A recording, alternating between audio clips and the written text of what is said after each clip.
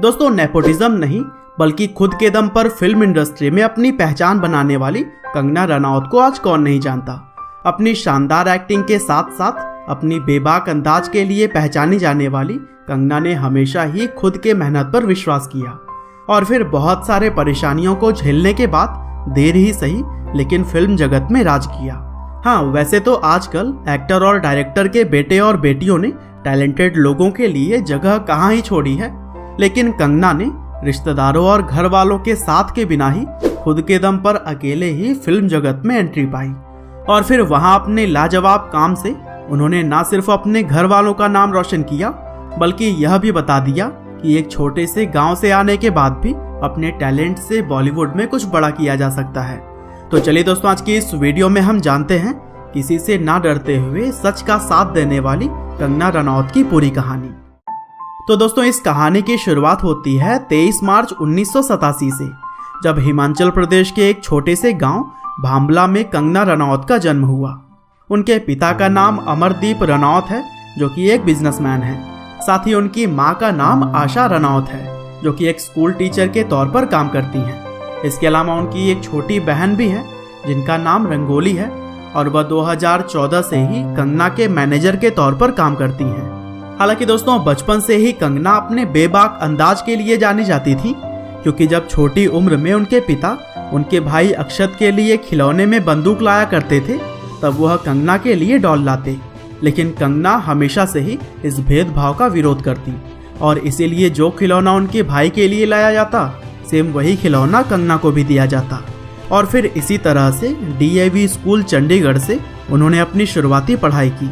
हालांकि स्कूल में उन्हें साइंस सब्जेक्ट सबसे ज़्यादा पसंद था, लेकिन अपने माता पिता के सपने के लिए उन्होंने डॉक्टर की पढ़ाई करने का फैसला लिया।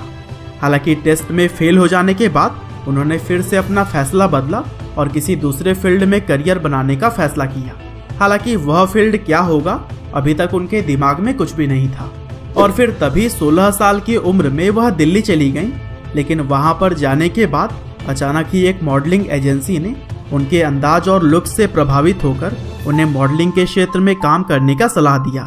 हालांकि मॉडलिंग असाइनमेंट्स कुछ करने के बाद से कंगना को यह लगने लगा कि क्रिएटिविटी के लिए इस फील्ड में कोई खास जगह नहीं है और इसी वजह से मॉडलिंग का काम छोड़कर उन्होंने एक एक्ट्रेस बनने का सपना देख लिया।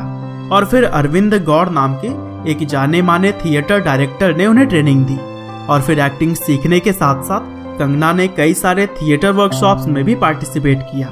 और दोस्तों, थिएटर वर्कशॉप्स में काम करते समय कंगना के एक्टिंग की खूब सराहना भी की गई। और ऐसे ही एक समय की बात है जब एक मेल आर्टिस्ट किसी वजह से शो में नहीं आ पाया था, तब कंगना ने उसकी जगह पर परफॉर्मेंस दी और यहाँ मानो उन्होंने लोगों को अपनी एक्टिंग का दीवाना बना दिया।